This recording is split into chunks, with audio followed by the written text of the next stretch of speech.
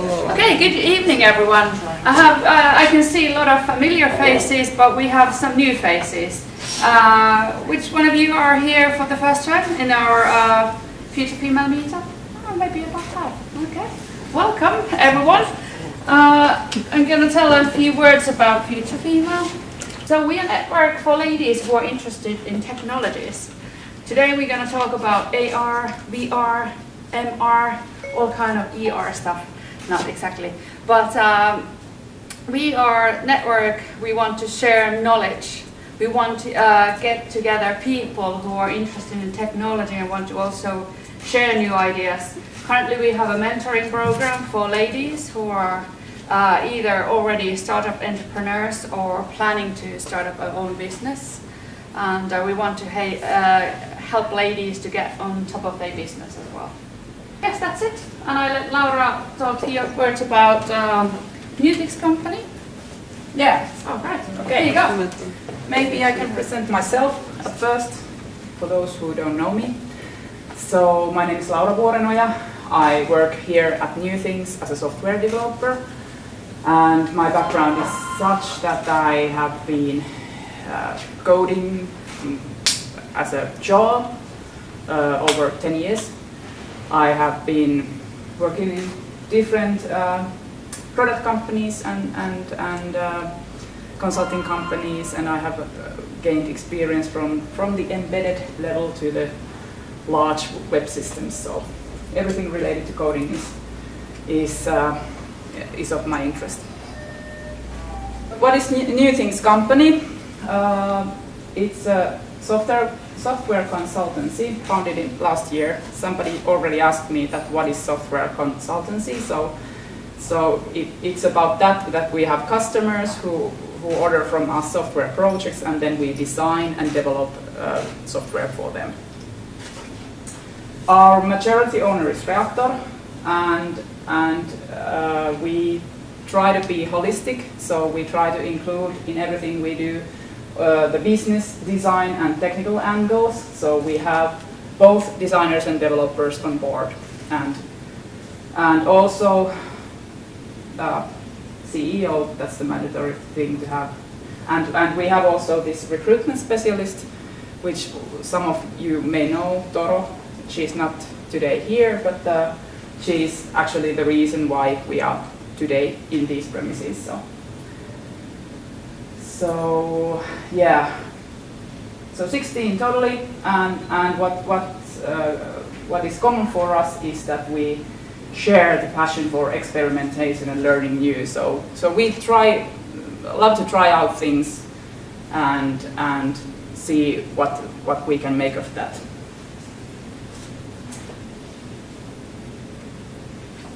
Okay, so yes, we do have females, although we are a software consultancy.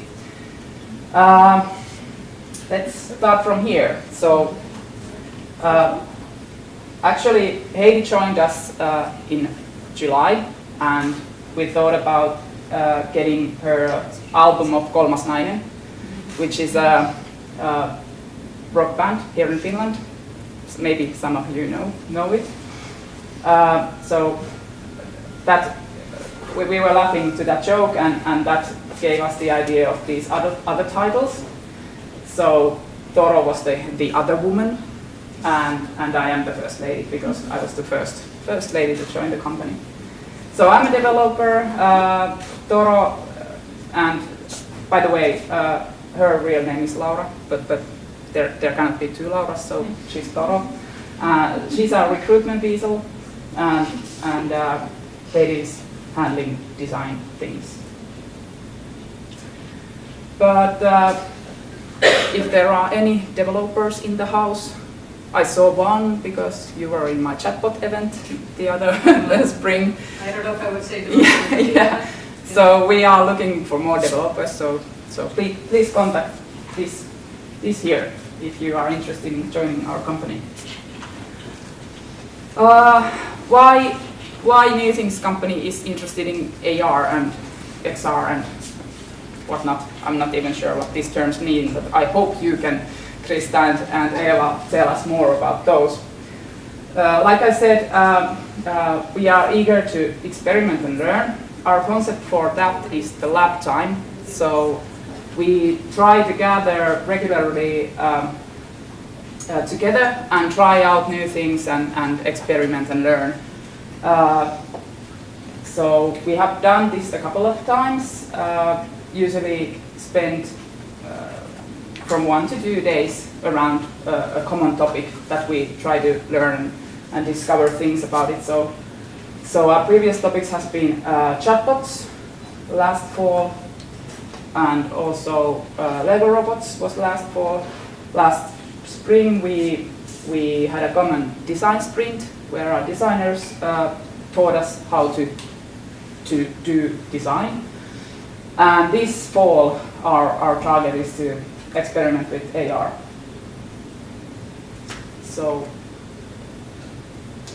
that's one of the things that I have been working lately to figure out that what kind of things we want to learn around it and what kind of tools there are. And well, I will show you a brief experimentation done by me where I wrote 2 demo apps, and in these apps I use these AR APIs of the day.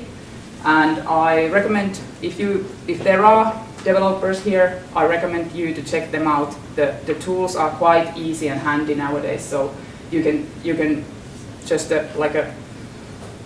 that much of code do really cool things already.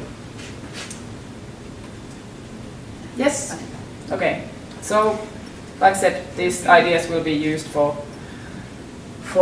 experimenting in the lab time, next lab time. This is done with iOS, so it detects planes that it can find in the real world. So for example here it detects, okay, here is a horizontal plane and it draws our logo to that plane. So really simple, and everything is coming from the iOS APIs, so you don't actually have to code yourself anything. And this same technique, you could have this kind of 3D object that you would place there instead of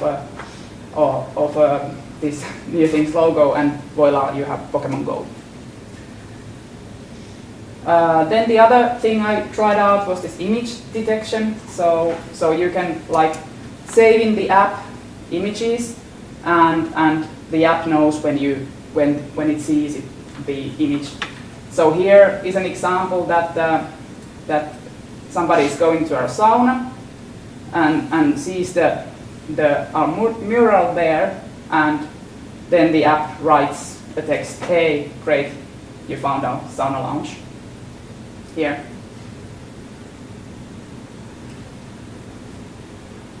And the third one was like a really simple API with React Native Expo, and a really valid use case to draw this piggy face on top of mine. So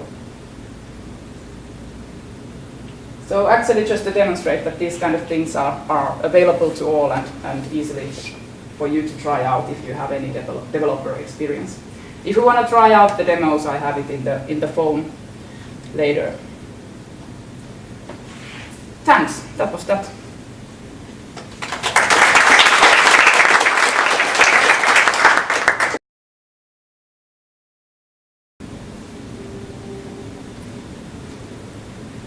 In extended realities. A quick intro. Who am I? My name is Krista Jäntti, and I work as a lead UX designer at a company called Varjo. I am a researcher, so I do a lot of research work. I study how people currently are using virtual reality. I watch a lot of YouTube videos. I read a lot of Reddit posts. I do interviews, and I have the chance to try on all the newest, coolest gadgets there are, all virtual reality headsets, and I do wireframes. But yeah, I think I have the coolest job there is.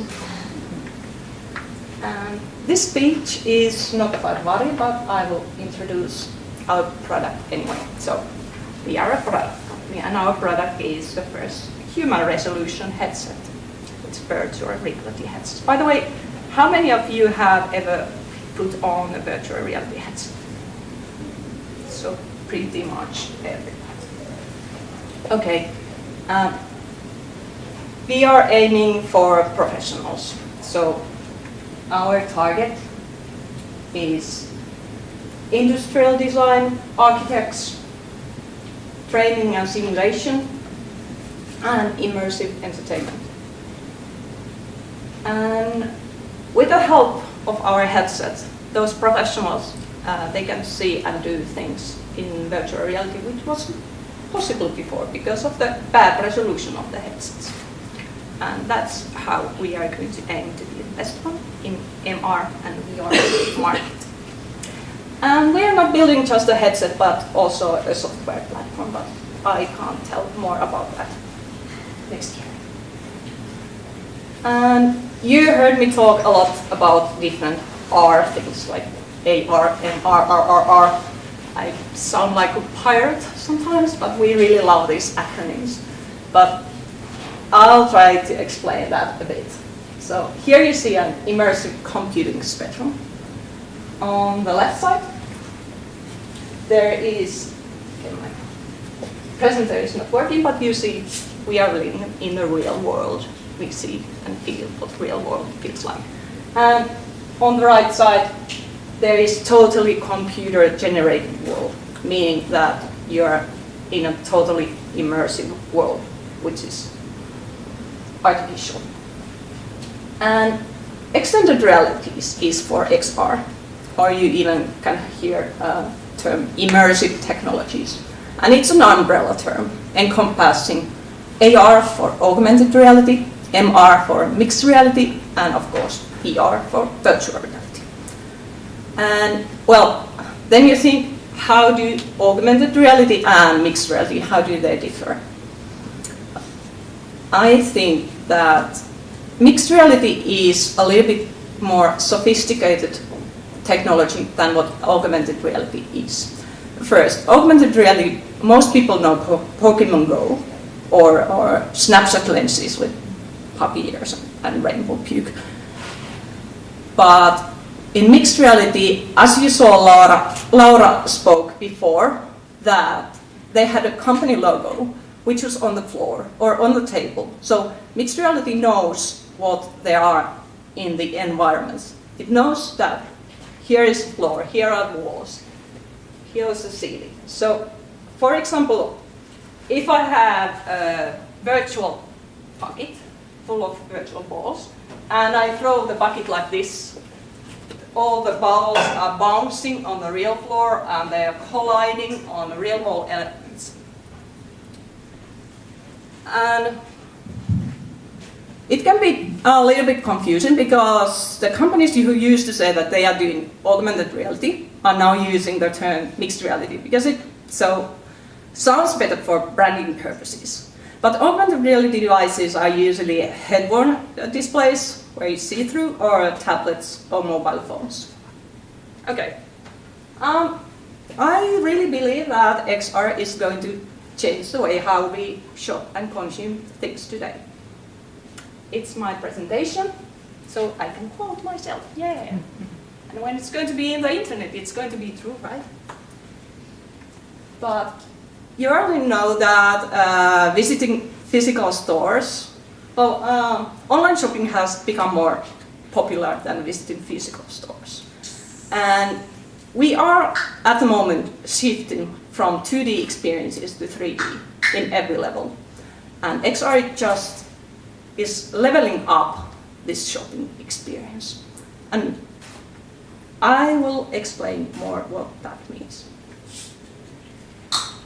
But first, I'm not just talking. Here is an infographic of what's really happening. Of course, this is a forecast, but you already see that the market is growing at an astonishing rate. So wake up. If you're not doing 3D, it's time to wake up. But you can't really start talking about augmented reality without first explaining face tracking technology. And face tracking, you all know, but it's a computer vision technology which uses camera. And it tracks and maps your face in real time. And you don't need any special markers on your face. The face rig is nothing new, but if you haven't Googled or watched YouTube videos, there is a lot of funny videos, safe for work. Old-fashioned way. And I will show a lot of video examples in my presentation because in the case of XR it's just easier to show more than tell. But here you see one example. You don't have to leave from your home. You all know how painful it is to buy sunglasses if you just look on the 2D picture from the web. So you can have a trial experience without leaving your home. It's very serious business.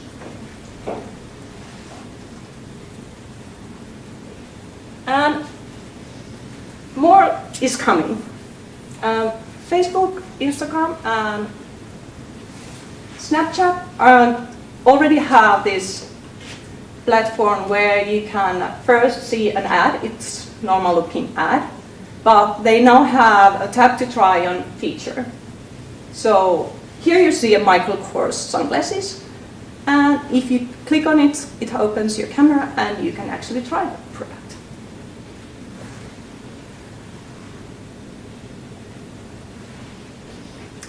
More examples. Shoes. You can virtually try on shoes. Of course, the feel of the shoe is lacking, but it's giving a much more, how do you say, the vision how the product would look like, and you can twist your foot. And it actually recommends sizes, so it measures your feet and recommends sizes. So if you're a shop owner, you surely want to reduce your return rates, and in this way, it's a win-win situation for the consumer and the shopkeeper.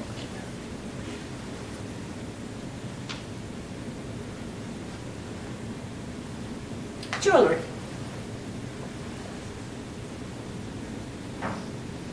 You can virtually try on different jewelry, earrings or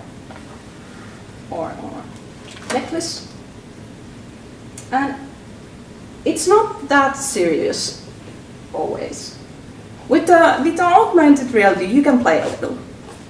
Like, I am a queen of everything. I am rich, and you are not. And of course, you can tap and try and buy those $1 million jewelry. But anyway, these augmented reality, they make a nice addition to social media feeds. You can always text on this.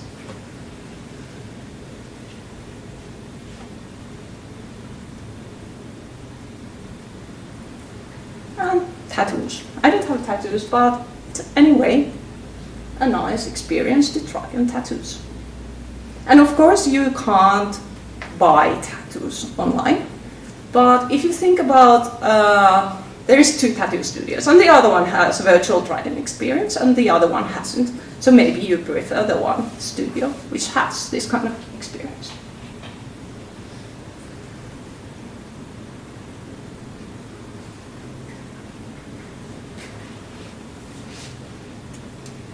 Okay, this is an old example you must remember. This one has a sound. It went viral 3 years ago, the Makeup Genius by L'Oreal, where guys could actually, for the first time, try the makeup without buying that stuff or actually putting that stuff on the face. And it became really popular, especially among male vloggers. I had many colleagues who tried this.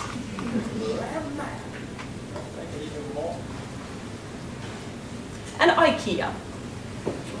IKEA has been quite a forerunner when it comes to XR technologies, and they understood at the early phase the importance of play. They even made the campaign video as series. Always remember to put IKEA catalog when you take videos. It's the most important thing to do. Again, IKEA catalog.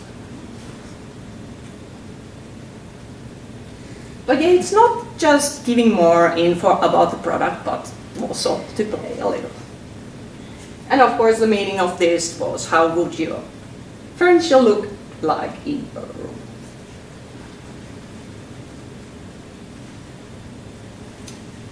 Yeah, then clothes. What about clothes? Clothes are a little bit more trickier because you need to track and map your whole body in real time, and there just isn't technology for that. So Gap has tried to do virtual try-on experience, but you have to measure the whole body by yourself, and honestly people are not going to do that. But you can compare different sizes, S model compared to medium model, but it isn't quite there yet, honestly. But let's take a look on what Japanese company called Soso has done. So they have made this tracker suit. The suit consists of about 400 trackers, and they said it for free. Of course, there can be shipping costs for some countries, but you press it on, then you take photos of yourself, and the app measures your body, and it has a little bit machine learning, and it recommends sizes according to your measurements. There isn't actual sort of virtual try-on experience, but Zozo has made a partnership with Gap, and maybe if we combine these two, we are very close to getting there, that we have a virtual try-on experience. And anyhow, they already have made 1 million orders in 6 months, so they are really trying to solve a really problematic area in shopping experience. To recap a little bit, augmented reality gives you meaningful engagement. You can virtually try on things at your very home. And it gives you content that resonates. They made a really nice addition to social media feeds, and some apps are even designed to go viral. Of course, not they always go, but they can go. Let's move on to virtual reality experiences from augmented to immersive world. Here I have an example of Audi experiences. And if you think about how people sell cars today, you could go in a car shop and they are real cars. But you don't have to have that showroom if you have only a headset and a computer and you go to an immersive world. You see your future dream car, you are on the beach, come on.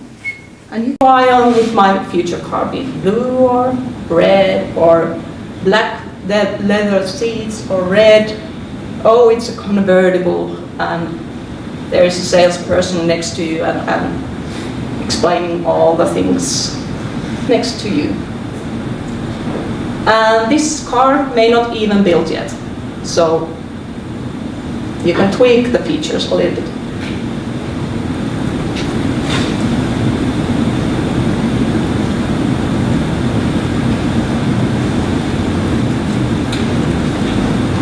Real estate world.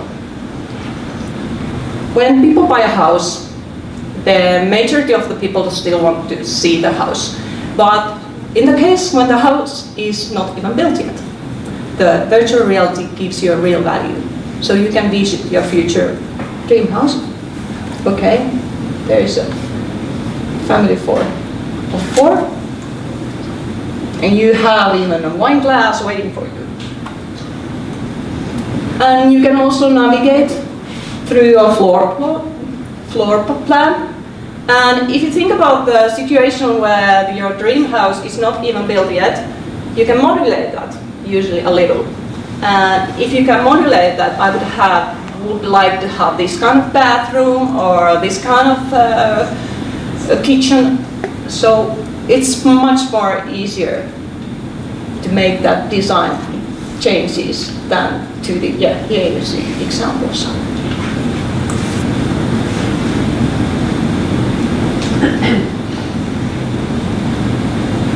And one example from Finland, Sami Heinonen from Netfreak made a virtual try-on for boats, Terhi and Silver boats, and they were products which weren't even launched yet. So they could get a feedback from potential customers and make the final product even better. So it gives real value. Again, a recap.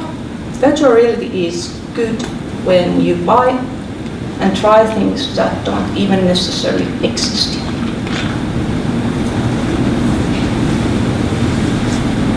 Okay. Does anyone know who these persons are? Any of those? Yeah. You. Two. Which one do you know? Second one from the top row. Yeah. These are virtual persons, digital celebrities, meaning that they don't even exist in real life. They live on social media feeds, where the creator creates daily content what those virtual persons are doing. And the most famous of these, you noticed her, is Lil Miquel. She has over 1.3 million followers on the Instagram. And the fact is that she has become a real influencer.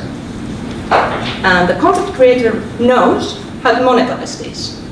So they made her to work with different brands. And if you think about it, the virtual person can't say no. I won't do that. So there's been a big debate on the internet that are these virtual persons going to steal real human modeling jobs? You might have heard something, robots are stealing our jobs, but it might be virtual persons. Or what about VTubing on VTuber? Anyone? Okay, don't worry because that trend is quite new. And it comes from Japan. What that does mean? It means that humans, they have trackers, they are motion captured and audio captured, and they are masked over software. So they become virtual persons, usually anime girls, for YouTube blogging purposes. So it's year 2018, and I even have to check, get it right. It has become a popular entertainment to watch virtual characters in virtual space playing virtual reality games. Let's take a look on the most famous one. She is AI Kizuna, and again, 2.1 million followers on YouTube. Why people want to look a virtual character in virtual space? I don't have the answer, but she's kind of pushing the limits, what you can do in YouTube. Let's take a look. はいどうも、バーチャル YouTuber いつもアイです。今日はオキュラスタッチを使ったゲームスーパーホットにチャレンジしちゃいますよ。スーパーホットはドーラのインディーズスタジオスーパーホットチームが開発した FPS ゲームでなんと Remember, all the time there is a real human who makes these movements. Her sound is quite amazing. わかりやすく言うとマトリックスこんな感じのサバヨケシーンみたいな世界ですね。説明するよりもとりあえずやってみましょう。早速ね、これ Let's play. she goes to play a quite popular shooting game called Super Hot. これですね、合わせていくわけに近いので、まずはThere you see a very, I don't know if you see, but there you see a very, very small window where the actual, how do you say, actor is. There's not happening much really, but it has become really popular to follow. I don't know if it's her voice or the games, but you see the same trend has happened in Twitch and YouTube, that more people are watching other people play video games than people are actually playing video games.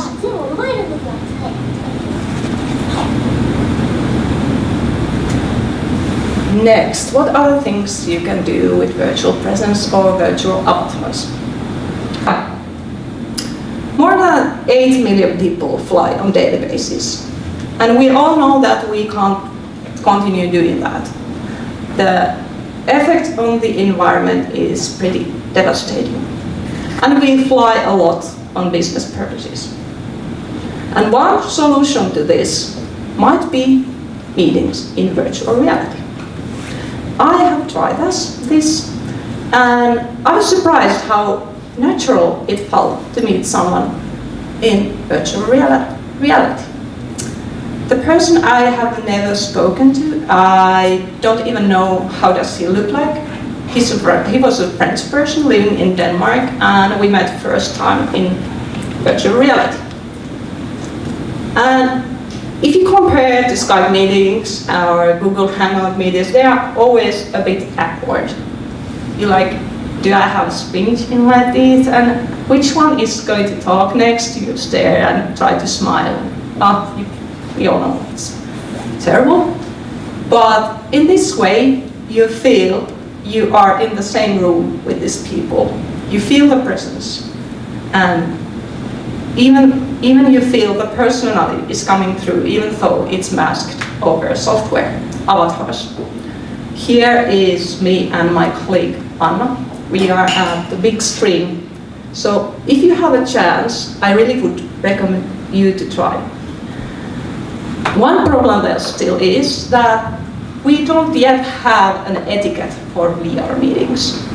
You have to create an avatar, and of course you want to try different hairs and glasses and clothes, and you want to do an experiment like, if I move this, how does my avatar look like, and does my hair, well, if I do this, oh, there's a virtual window, I want to put my head out of this window. But there are funny moments. But after we let all these novels to go, I think this has very much potential future. Little bit step on the sci-fi side. Next step of the avatars comes robotic avatars. We talk about teleexistence. What exactly are robotic avatars? Well, if you think about it, I want to go to Hawaii. I want to buy a surfboard. And in that shop, there are robots waiting just for someone to take them over. The robots are not going to take over us. We are going to take them over. So I put on my virtual reality headset. I put on the trackers. I'm still at my home, and this robot is far, far away somewhere in Hawaii. Let's take a look again. What am I talking about?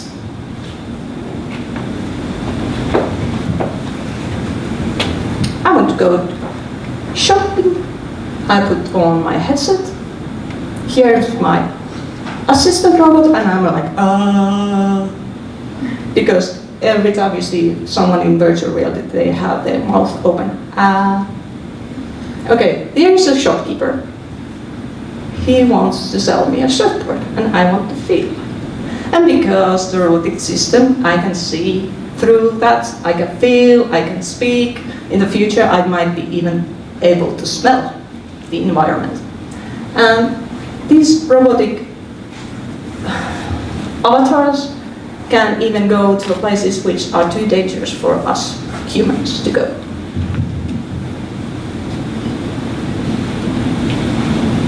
And if we want to go to real meta level, then what happens when our robotic avatar goes to virtual reality? But I'll stop here.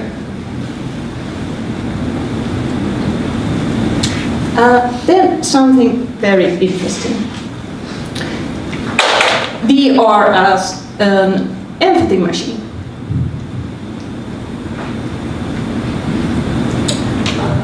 Here is a video from game school where people are in virtual reality at the same time. They see each other and they play together. And it's very rewarding to play with someone in the same space. They don't necessarily have to be in the same physical space. And you win something. So they share the same social experience. And what makes virtual reality so powerful as an empathy machine is that we form memories in virtual reality in the same way that we participate in something, not as things we saw.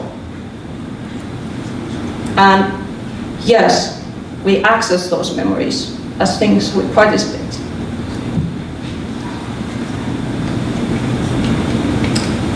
And there is an effect called Proteus effect. So if you sort of wear somebody else's skin, you get to feel what it feels like to be in a receiving end of intolerance, for example. If white people go to embodiment of black people, it leads to a sustained reduction in implicit bias. So it really has a role if we want to empathize each others.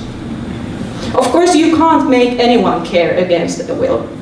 VR isn't brainwashing, and I'm happy that it's not brainwashing anyway, but this sure has more value than just zero.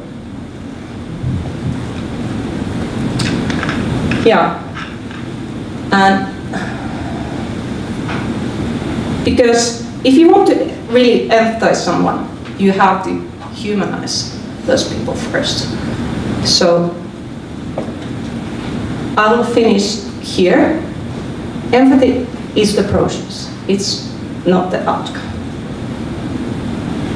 And again, I want to recap what I just talking today is that extended realities are now reshaping the retail, the experiences. So time to shift from 2D to 3D if you haven't done that yet. And you saw what are the possibilities what virtual persons or virtual avatars have. They have a lot of potential. So follow that trend. And the one which is my favorite is the virtual reality as empathic machine. You can swap your body and gender and learn from that experience. Thank you.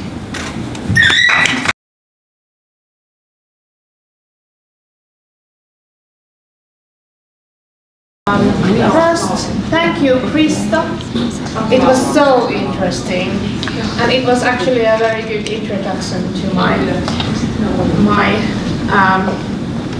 presentation. So, my name is Eeva Jäntti, and I work as a producer at Arilyn. And I'm going to tell you about content production in AR. That is all the visual things that you see when you are in AR or XR or virtual environments. But first, a little bit about myself. I started my career over 10 years ago from a commercial TV production company. We were making TV commercials for all the brands in Finland. After 3 years, I was very bored because there wasn't like real content in that.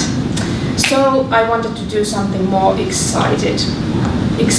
And then I ended up making primetime TV entertainment shows, like magic shows, talk shows, traveling programs, reality shows, and that sort of stuff.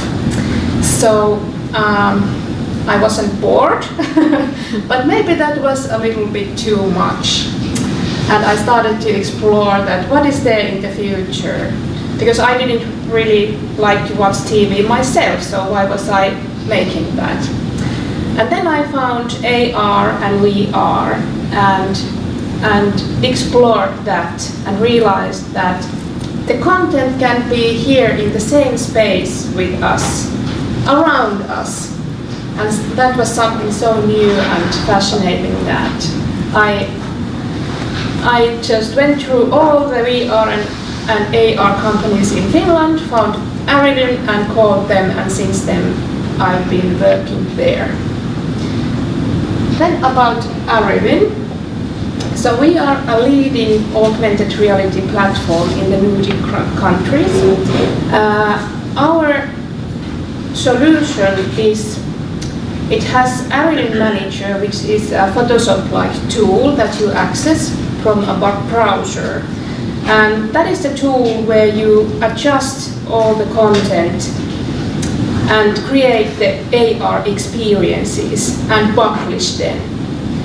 And the Arilyn app is the thing that through that you see all that virtual content that you published. So just like you saw the demo at first, so that's basically what the app is. And the Arilyn app is completely free for the customers and the users, but the Arilyn Manager is something that we sell for license for the companies, so that they can publish the virtual content and augmented reality campaigns themselves. But we also help them, so we have our own studio, so that is the part where I work at, and we create AR campaigns and the content for our customers if they want us to do that. Let's take a look at one example of one of the most recent and most successful AR campaigns. A female artist, Sanni, she had her own story in a Donald Duck comic book on August, and she was promoting her stadium show on the in AR in that comic. There was a competition that you have to find the winning strip, and you can see if you have won tickets to the show or not.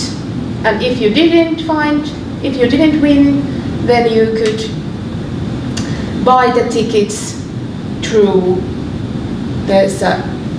interactions like you see here, that you click the button and then you can go and buy the tickets, of course. So this is the most simple AR there can be. It's like when you saw the first demo today, it is based on picture recognition.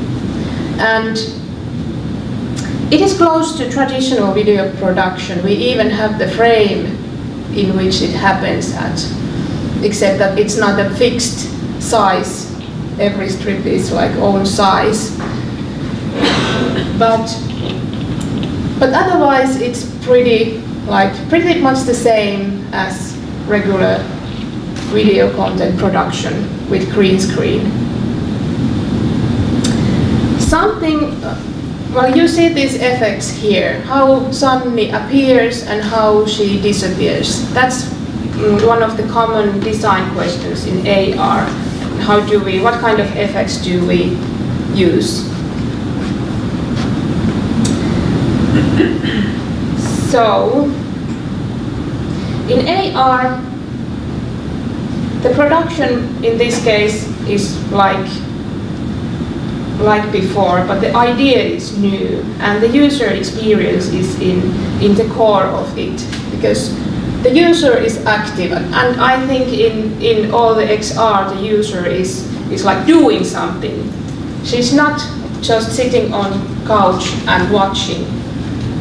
The user is active and is in charge, and usually the user has some kind of mission to accomplish.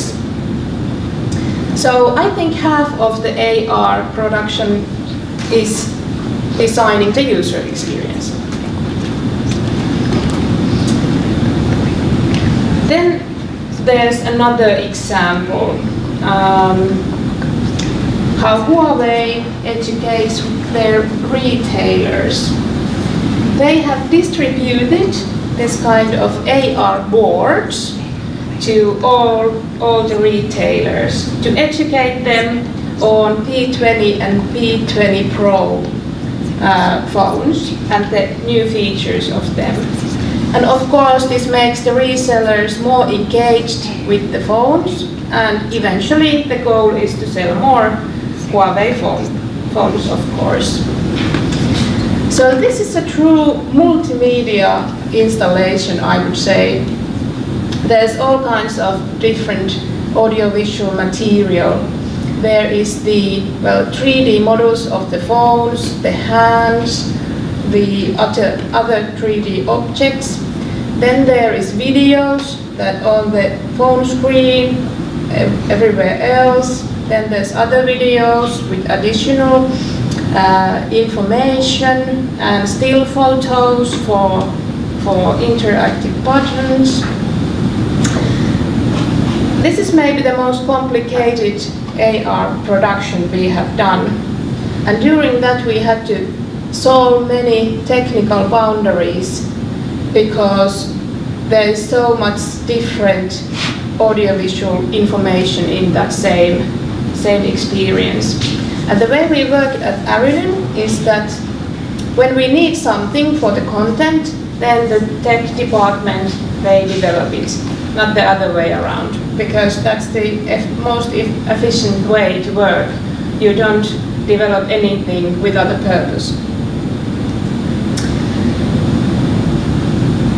And of course, in the production phase, we have to design everything with the tech department, and we many times test things, but many times also the timetable is horrible.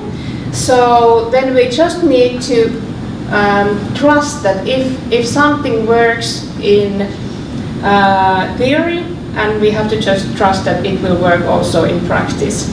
So it would be nice if there was more time to test all the technical solutions, but many times in reality we don't have that, and then we just go and make it.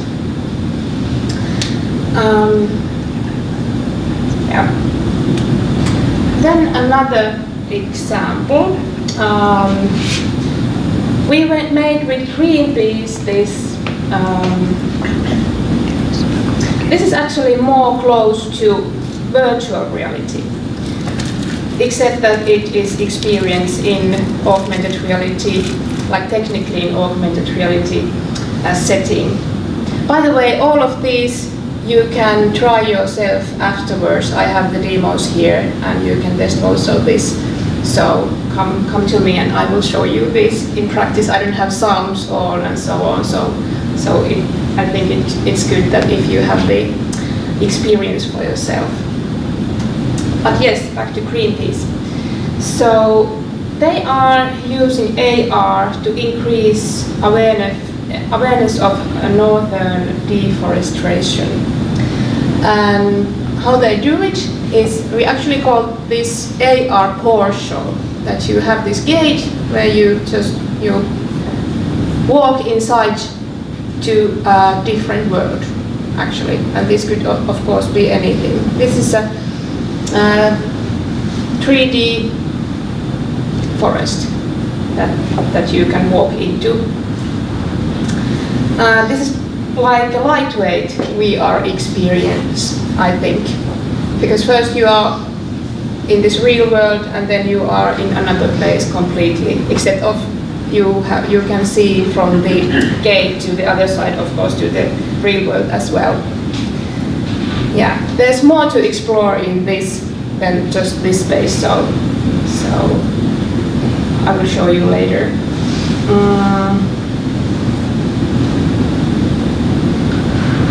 So yeah, all these AR, MR, and VR are going to be mixed in soon, in near future, and we are going to use the same devices for all of these at some point.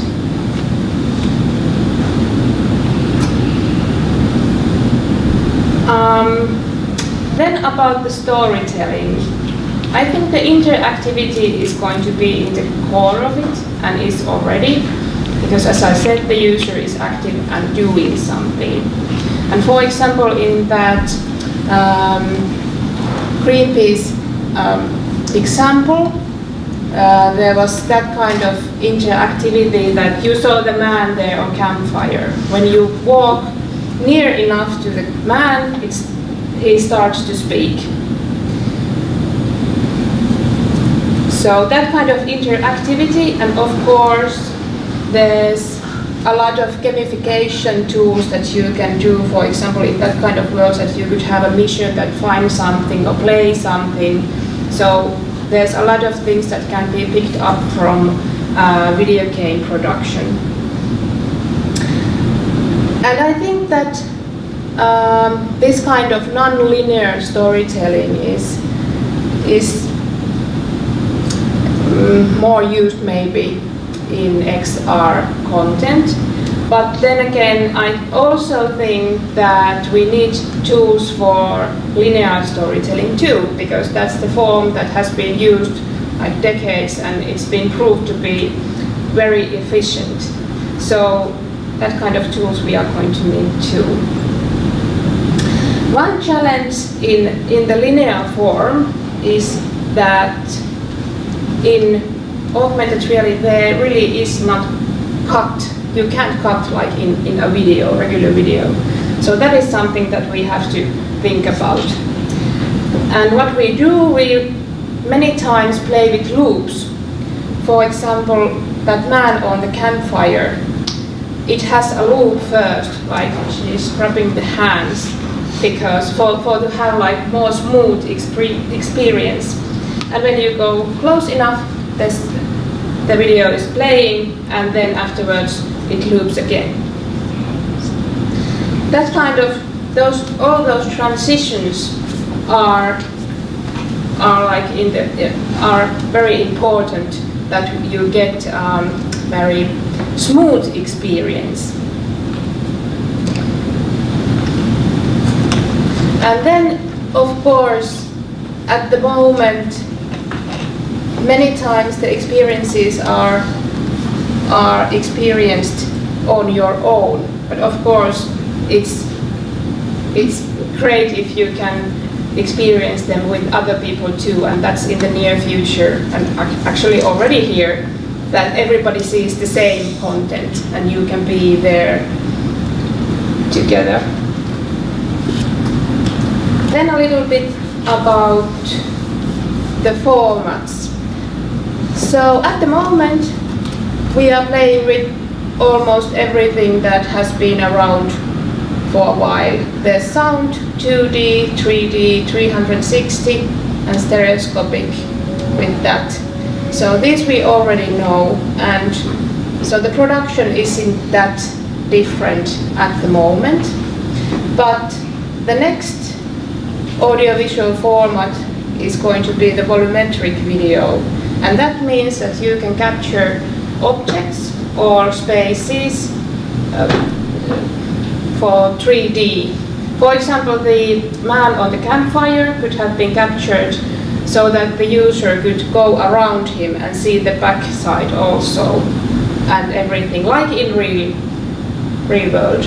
Or the location could be a real forest somewhere that was just captured with this volumetric capturing, and that is something it does actually. There's technology that creates meshes or can be point-based. I don't know if this, you probably know more about this than me. And yeah, of course that kind of content contains a lot of data and requires hard drive space and computational power. And that is one like problem at the moment, that there's limitations what kind of data amounts you can use in AR, for example, when you have the mobile devices. So using volumetric material in AR at the moment on mobile devices is not possible, but maybe in the future. Of course, they are developing different compressing techniques so that the material doesn't contain that much data and is smaller. And of course, the devices are developing, so that gives us more space and a possibility to use bigger files and more complicated content. Because many times we have to optimize the content. For example, these 3D elements have to be optimized for mobile heavily, so they are not photorealistic. But one thing that is coming in near future is 5G connections that ease this problem a little bit. And with that, we can make better content, better quality content for the mobile devices.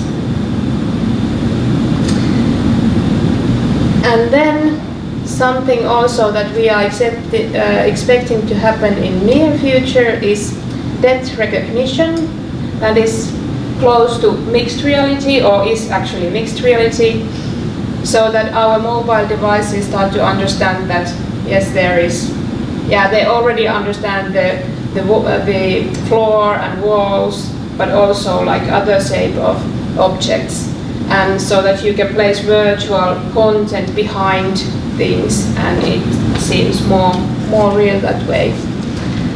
And then in near future, also web AR is coming, and that means that you don't need an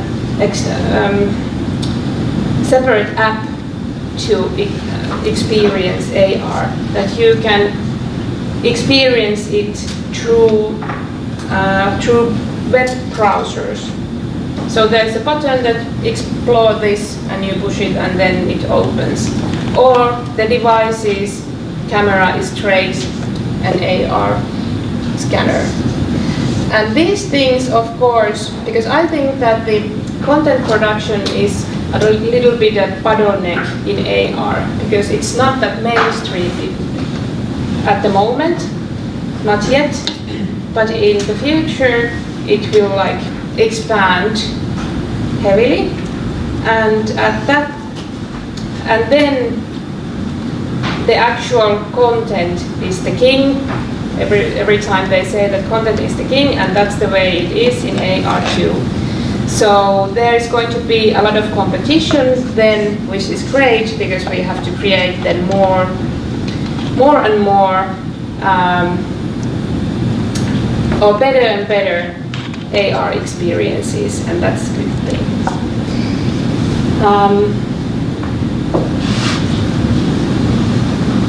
So about what is the AR production like? At the moment, it is really not that different than before, because we are using the same formats and so on, and the actual putting everything to AR is very easy when you have the technology ready.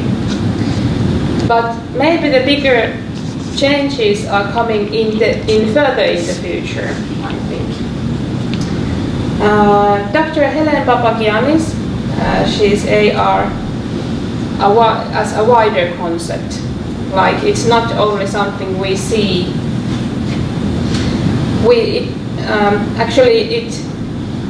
It utilizes different sensors, and it is also something that we can touch, smell, taste, so use all of our senses. And actually in this book she goes as far as controlling the AR experiences with thoughts. And then if you add to that some AI, machine learning and other technology, maybe quantum physics and stuff, then you get to pretty wild visions.